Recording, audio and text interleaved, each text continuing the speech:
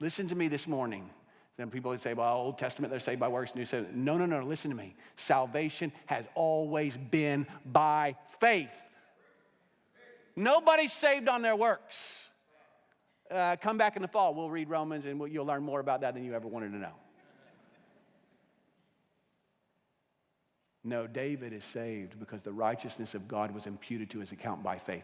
He may not have, listen to me, he may not have known Jesus' name, but he knew the promise. That was his hope.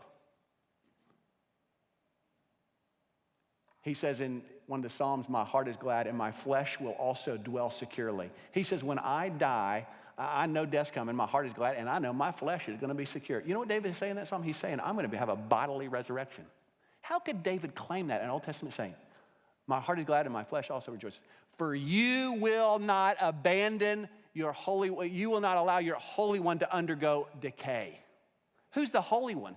Peter interprets that and says he was talking about Jesus.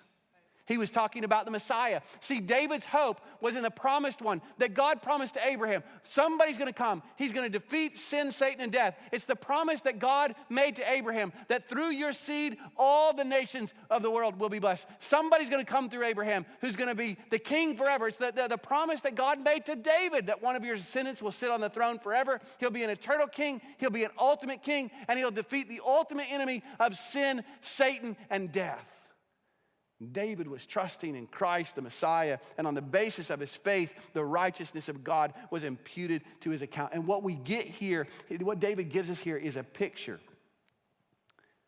This is awesome. It gives us a picture of how God views David through the lens of Messiah.